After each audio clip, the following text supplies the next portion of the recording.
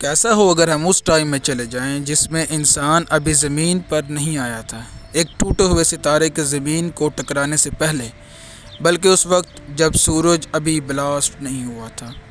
Galaxies کے اندھیروں میں ایک روشنی نظر آئی جس نے بگ بینگ کریٹ کیا، اور وہ بگ بینگ آج سے 13.8 بلین سال پہلے ہوا تھا۔ پر اس سے پہلے کیا تھا؟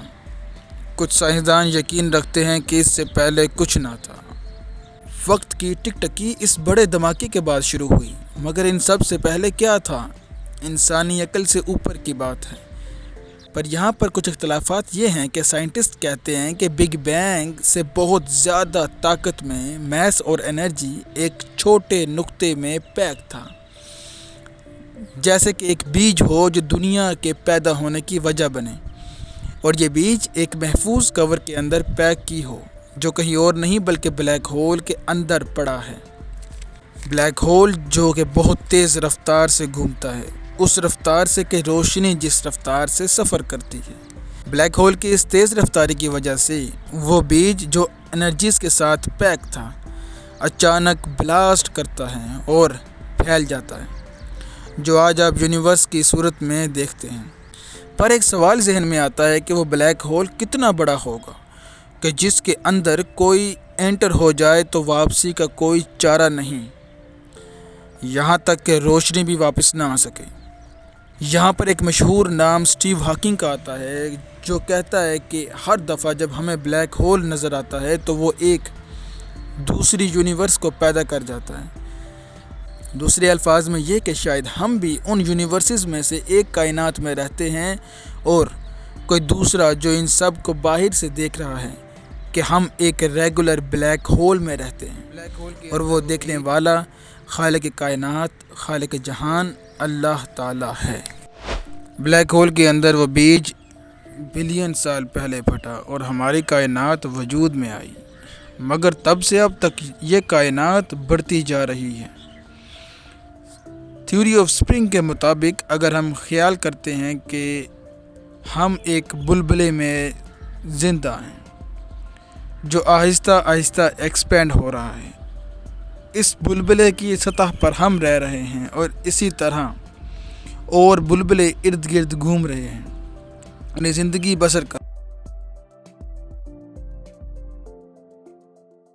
اور بلیک ہول ہی ایک دروازہ ہے جو دوسری یونیورس کی طرف صرف لے جا سکتا ہے، اور پھر واپس آنے کا کوئی دروازہ نہیں، جیسا کہ ایک ملک سے دوسرے ملک جانے کا دروازہ ہو۔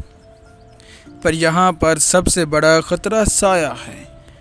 کیا ہو جب یہ بلبلا بلاسٹ ہونے کا فیصلہ کرے؟ سب کچھ کولیپس کر جائے گا۔ اس کا مطلب ہماری دنیا ایک ببل ہے جو کسی بھی وقت پھٹ جائے گا۔ ہمارا بلیک ہول ایک ایسی سرنگ ہے جہاں فزکس کے لاز جو ہم سکولز میں پڑھتے آ رہے ہیں، وہاں فزکس کا کوئی کام نظر نہیں آتا۔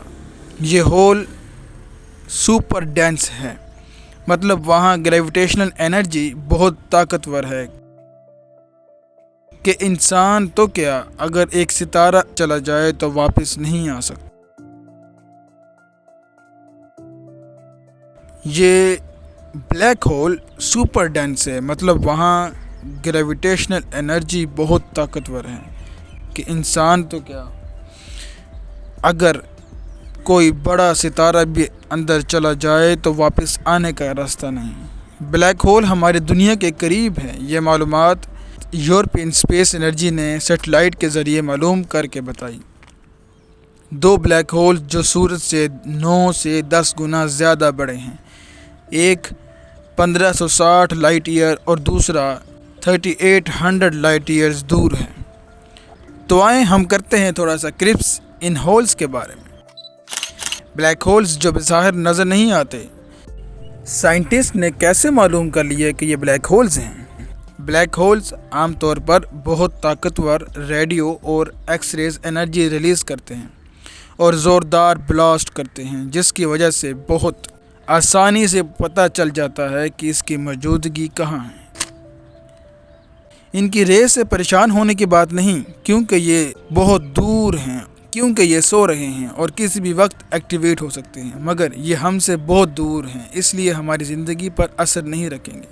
پر اسی طرح دونوں بلیک ہول سے ایک آواز پیدا ہوتی ہے جو ہم سن سکتے ہیں، ایک خاموش آواز۔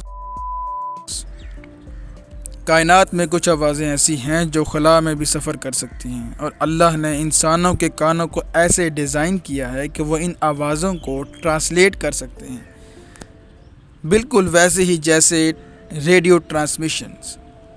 کچھ سال پہلے بھیجی گئی سیٹلائٹس جو اپنے سولر سسٹم تک پہنچ گئیں، ان کے اندر کچھ ایسے سینسر لگے تھے جو ریڈیو اور پلازما کی آواز سن سکیں، اور اب اس قابل ہو چکے ہیں کہ اسپیس کے مختلف ویلیوز کی آوازوں کو ریکارڈ کر سکیں۔